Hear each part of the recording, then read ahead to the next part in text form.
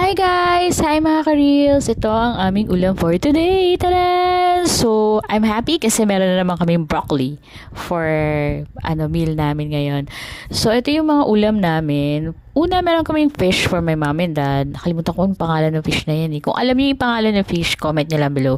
And then, syempre, ang aking isa sa mga favorite na gulay is yung broccoli. Yan, yung fish namin. Ano kayong pangalan ng fish na yan?